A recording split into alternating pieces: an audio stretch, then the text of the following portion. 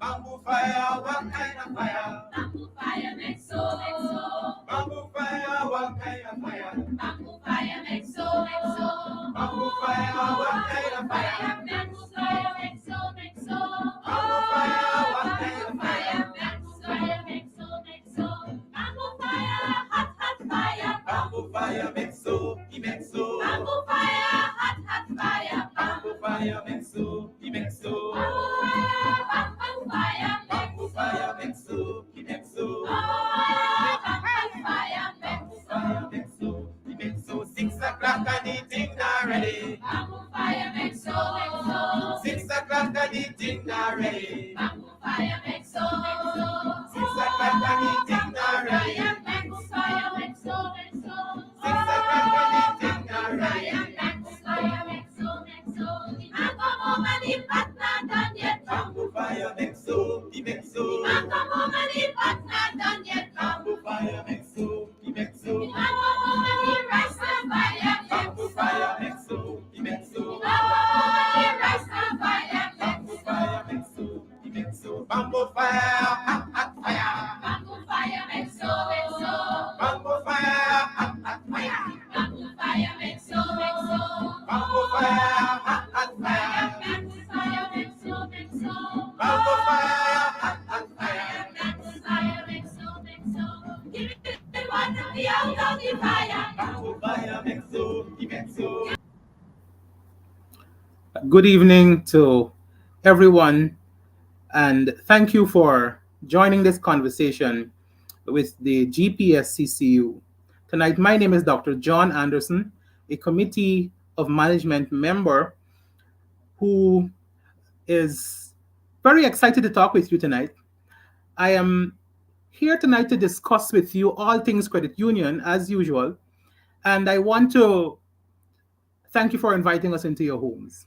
Tonight, the GPSCCU, the Guyana Public Service Cooperative Credit Union, is one of the financial institutions in Guyana which provides for the small man, the average Guyanese person who ordinarily would not have the same opportunities at the local banks, the commercial banks. And for reasons that we can all understand in terms of the various processes and procedures that those institutions provide for. And oftentimes, our members find themselves unable to tap into those resources. But here is the GPSCCU with thousands of members who have saved their funds, their monies, and it provides the opportunity for all our members to tap into those financial resources. Tonight, I'm joined by my colleague, Mr. Kirk Fraser, who is also a member of the Committee of Management of the GPSCCU. Kirk, welcome to the program. Right, good night, Dr. Anderson. It's a pleasure being here with you this evening so that we can talk all things credit union. All things credit union. Kirk, we have, I was telling our viewers a few moments ago that the GPSCCU basically has come a long way and has been able to provide a unique type of service and financial opportunity to our members. And our members tend to be within a particular financial bracket, and therefore they are unique in that what they're able to tap into is different to what some other institutions offer. But we have come a long way through many difficult situations, and here we are poised to have our annual general meeting, which is coming up on the 25th of this month. Now, Kirk, at our annual general meeting, we will have a number of exciting and very promising information to pass on to our members. But in addition to that, it will also allow our members to interface with the Committee of Management and to clarify and to make contributions, which is the way credit union is supposed to be operated. As you know, our motto is people helping people. And we can't say we're about people and we're not providing opportunities for the people to interface with the committee of management and the staff of the credit union. As you know, Kirk, we are legally mandated to have annual general meetings. And at that annual general meeting, it allows our members to make lots of input into the way the credit union is run. However, in times past, as we have said before, annual general meetings were few and far between, and for several years, as much as a decade, we did not have annual general meetings in the past. But here is the new committee of management. We're relatively new, even though we have done so much work in such a short space of time, which has decided that we are going to run the credit union based on honorable principles, high principles.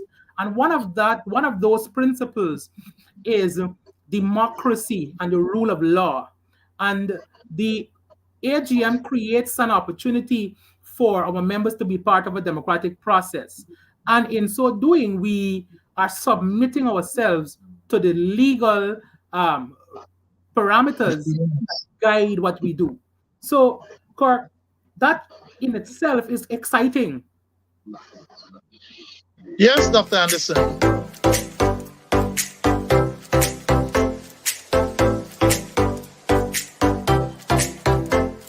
Done. I appreciate everything that they're doing. Thank you. I like the way how they move effectively, and I hope that you all come back. Yes, make me feel nice. But I've been with the credit union for years. Yes, and I'm glad you all are there to help and so on. Please continue your work. Continue the good work. Yes, thank you.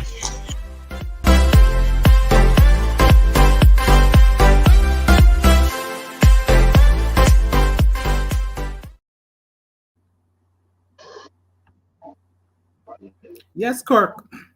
Yes, You're Dr. Anderson. There was an absence of the rule of law and the laws that govern cooperative societies across the length and breadth of Guyana. We know that annually we're supposed to have an AGM, and that was missing from the Guyana Public Service Cooperative Credit Union for reasons I may not be able to answer, nor you would be able to answer. But since we were elected by the people, we think that it is only in keeping with good administrative practice to follow the laws of Guyana and to follow the laws of the credit union movement. So we have decided to have this annual general meeting whereby our members can be integrally part of the decision-making forum of the credit union. It's not only the committee of management or the staff who is responsible for the day-to-day functioning, but the members are a very critical component of the credit union. Hence, we must engage them as the law prescribes yearly.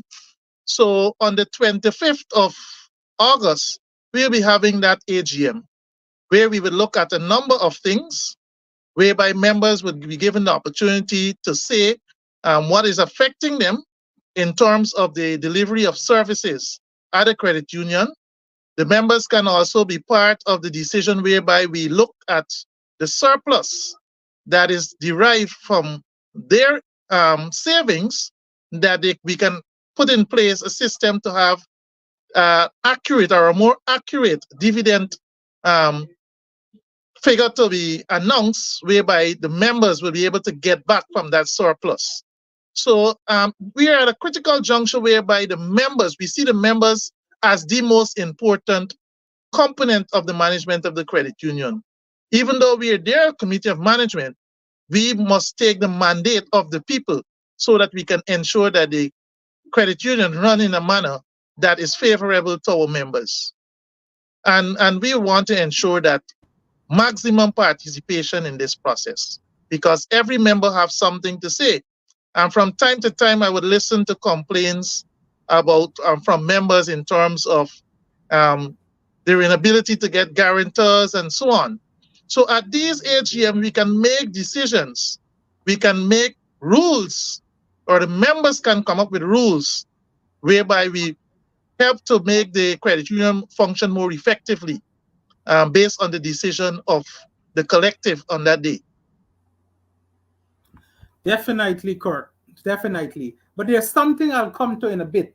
That's right in your neck of the woods. You guys had an exciting situation recently that I'm sure you will want to talk about.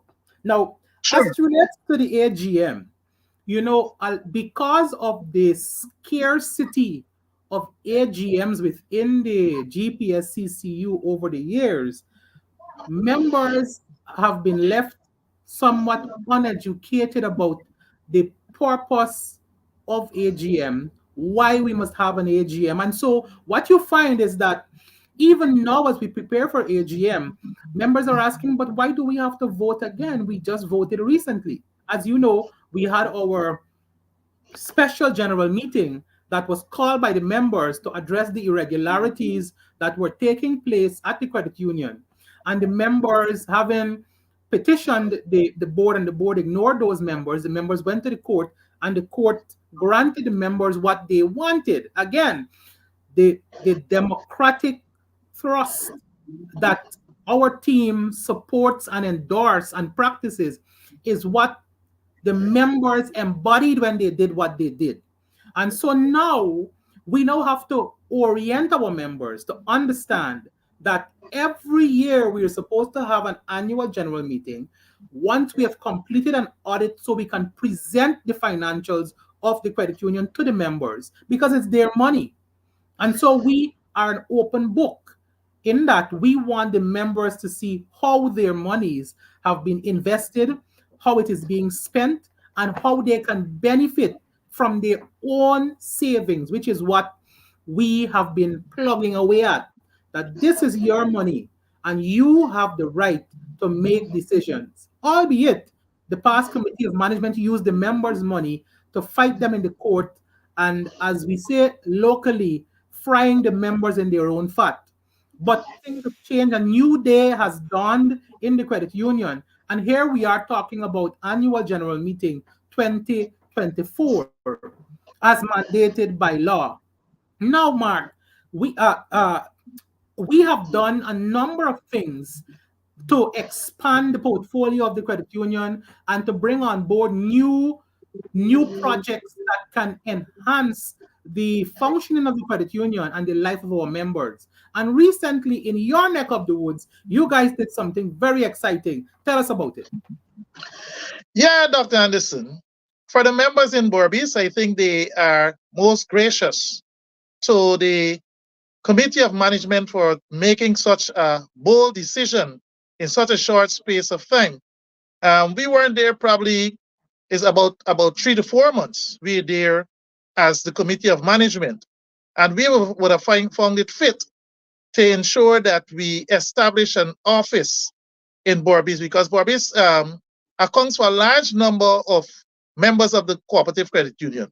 So we would have decided as a board or a committee of management to have the sought turning for an office in New Amsterdam that would service both Region 5 and 6 members. Instead of them having to journey all the way to Georgetown, they could have, in the comfort of an hour or a couple minutes, have access to the credit union right here in New Amsterdam.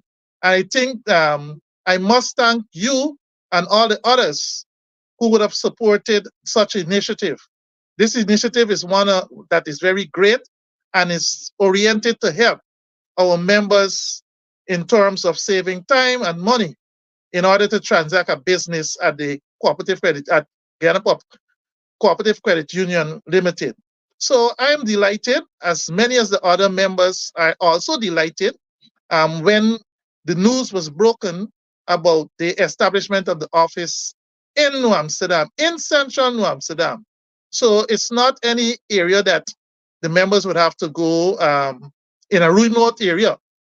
In central New Amsterdam, just next to the Regional Democratic Council, a short distance away from the Regional Democratic Council, that office would be established.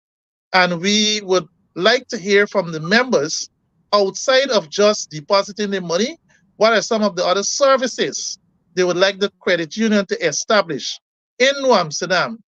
And one of the things that I push for is that many of the services that is parallel or what takes place in Georgetown would be at our office in New Amsterdam and even more based on discussion and consultation with our members because we see our members as an integral part of the decision making forum for the forward movement of the credit union in this part of the country. Excellent, excellent. I'm jealous, of you, Borbetians, because we in Georgetown, we have some plans too in Region Four, but we gotta keep that for another time. But I'm really happy that we you guys have gone ahead. You guys have gone ahead of the pack, as it were, and you have already begun the preparation for a new building there. Well, not a new building, an office, the first office in New Amsterdam. It's a new building, a Yes, completely yes, new building yes, with the service of the credit union, and we're looking for expanded services too. So we definitely. are ahead of you. Yes, we accept. Barbie's take the lead. Now, this, what you mentioned is interesting because um, the location of the credit union's office is close to the NDC building as well. RDC. RDC building. So if you go to do your business at the RDC office, you can at the same time take care of business at the credit union, and you hit two birds with one stone. Mhm. So that's pretty good. That's pretty good. I try not to reflect too much on the failings of the last committee of management, but you and I know, Kirk, that we were poised to purchase a prime property in Linden. Linden would have been the first to have a decentralized office dedicated to the credit union. And because of the conduct of the last committee of management, what happened is that we lost that opportunity and someone else acquired that property. Unfortunately. So Unfortunately, Linden Region 10 would have gone ahead of you guys, but um, fate would have it that you guys have the really, wise people come from the east. well, I wouldn't argue with that. So this is beautiful. It's really exciting. Now, what also is important for us to talk about is the new initiatives that the credit union has embarked upon. And here it is that I think it's important that we make the point that it takes visionary leadership to propel an organization like the credit union, the Guyana Public Service Cooperative Credit Union, in a positive and a new direction. And we have brought on a number of new loan products, and we have made it much easier for persons to access loans. As you know, Kirk, previously you had to wait 6 months before you can get your first loan. We have cut that time in half, and you can get your first loan within 3 months. Once you take your first loan, which is capped at $300,000, you repay that, and then you can access further loan products, and you even have the opportunity to refinance your loan once you have significantly completed that first payment. And so it gives member the opportunity to tap into that resource. In addition to that, we have several mortgage products that persons can tap into to repair their home, to buy a new home, and so on and so forth. So it's a really exciting time. We restarted the vehicle loans, which was stopped at one point in the past. And so now members are able to get their vehicles, they can purchase homes, they can own property, and so on. And this allows for wealth building in a cohort of Guyanese whose financial capacity sort of locks them out of the formal financial system. And so we, as the Committee of Management, are very delighted to be at the helm of this institution. Driving this kind of growth. And it really helps in a wider context for nation building and economic stabilization of our country in the broadest context. But coming back to AGM 2024, each member has to, first of all, the AGM will be run off in the same manner as the SGM, in that it's a hybrid AGM where you can vote in person or you can vote online through the Rose IT platform. And we talked about this voting. Why do we have to vote? So, by law, 1/3 of the committee of management must vacate their post, they must retire, and then if they find favor with the membership, they can be re-elected, or if they don't find favor with the membership, they can be replaced by persons who are fit and more appropriate for functioning on the committee of management, which is really what democracy is about. So if the members think Kirk Fraser is not doing an excellent job or John Anderson is not doing an excellent job, they have an opportunity at that annual general meeting to say, you know what, I know someone else who might be better suited and I want to give them a chance. So we're not operating as if we own the credit union and we own the members. It is an open democratic process that allows members to participate in in what the credit union is doing. Want to share any thoughts on that, Kirk? Yes, Dr. Anderson. One of the things that, or the hallmark of good running on any organization, is to allow the people to make decisions who are part of of the organization. And we would have submitted ourselves at that SGM to be members of the committee of management. And I think the general trust was placed in us at that at that special general meeting. And we're now resubmitting ourselves to the members. We would have done quite a lot to improve and to deal with many of the issues that members would have complained about. For example, you would have mentioned about the car loans. To date, we would have re-examined that policy, and we would have created a policy whereby even to the lowest category of members can be entitled to a car loan. So we would have done quite a lot in order to meet the means and the demands of the members. So it's only fair that we be given another chance to complete the mandate that they would have given us. In terms of our mortgages, we would have moved the mortgage ceiling from $15 million to $20 million. And we have one of the lowest interest rates because we deal with people who are at the lowest strata of the salary scale in Guyana. So we know the plight of our members. We know the constraint that many of them experience in their day-to-day life. And we are working to ensure that we provide that service, financial service, that they would be able to live a comfortable life as those persons who are in the upper strata of society. So in everything we do, we place the members first so that the members can enjoy the benefits of saving with the credit union. One of the things that I would like members to understand that we are not lords over them, but we are servant of them. Both you and I would have taken the oath to serve the people, and we are serving them. We would have introduced a number of other loan products. One of the major issues that members talk all the time about was the time in which it took to get a loan approved and they're able to access those loans. We would have significantly reduced that time.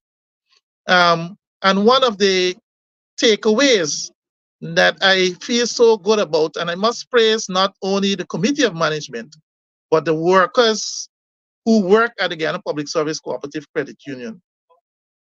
In the month of June, we would have disbursed over 765 loans. In the month of May, 765, In the month of June, in the month of July, sorry, yes, last month, we would have disbursed 799 loans to our members, which is a great leap. If we should put this on a chart and compare it to the past, we recognize that we would have done exceedingly more than what was done probably over the last 4 to 5 years back.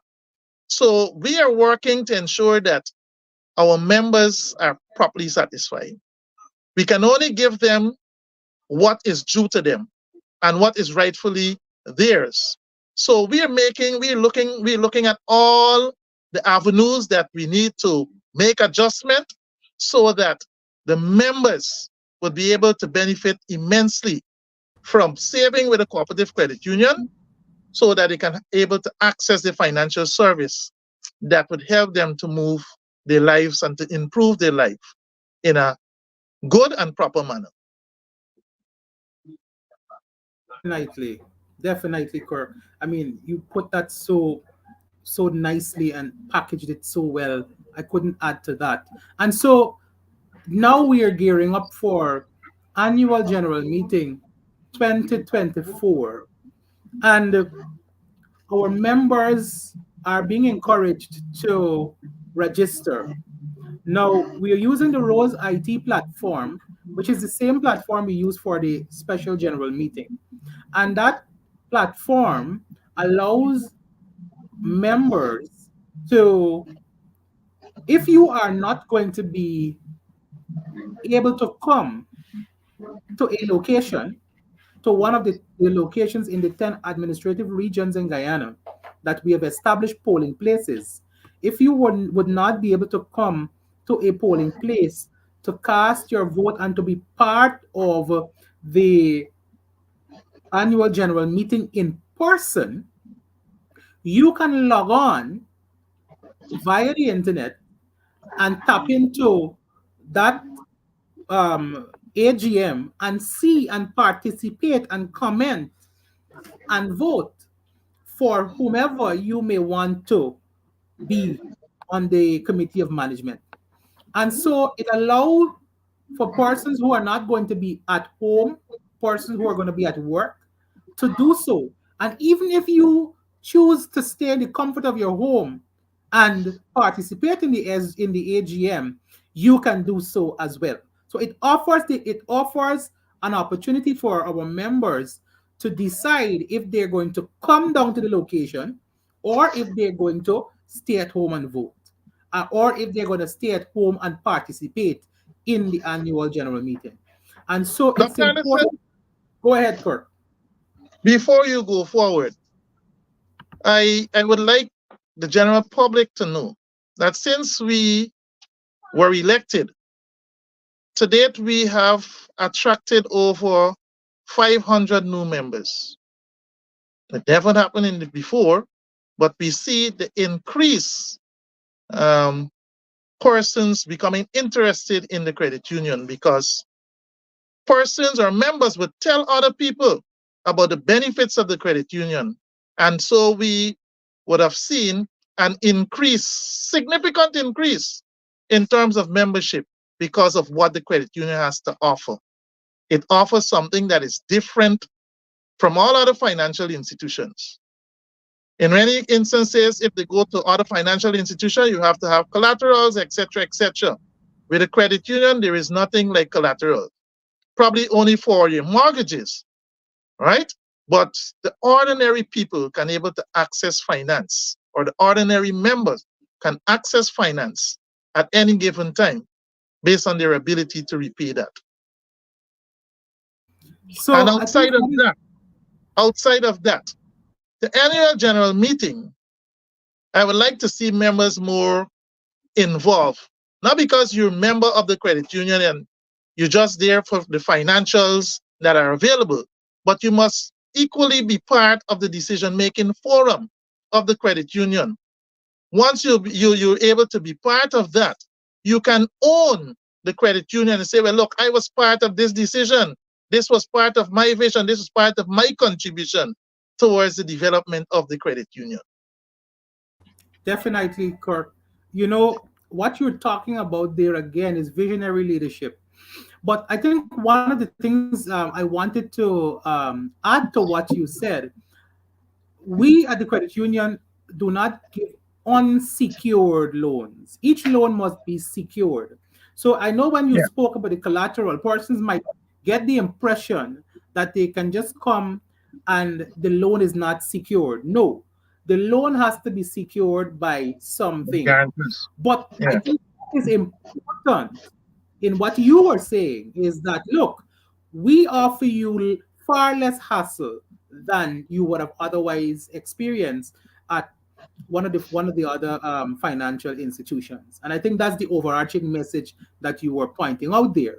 But every loan has to be secured, and that is why in the past you had the talk about guarantors and all of that, and the volume of guarantors was the issue for our members. But we have significantly modified how that looks so that persons can be more comfortable. And so, Kirk, for all the reasons that you put forward, and for all the things that we have said together on this program, the members of the GPSCCU must participate, come out in your numbers, and participate in our upcoming annual general meeting on the 25th of August. Support those members who you have confidence in. Come out and let your voices be heard. Share your ideas. We don't have all the ideas, and we want to hear from you to so that you can contribute to the forward thrust of our great credit union. And so tonight, Kirk, I want to thank you for availing yourself. I know you were out and you had some other meetings and so forth, but here we are tonight talking to our members because our members are important. And we want to stick very close to our motto, which is people helping people. And so I want to encourage all members, come out on the 25th 20. of August and support and participate in your annual general meeting. Kirk, I want to thank you again for being on with me tonight and have a good night, my brother. Same to you And a and the good rest night of to the all viewers. our members of the GPSCCU.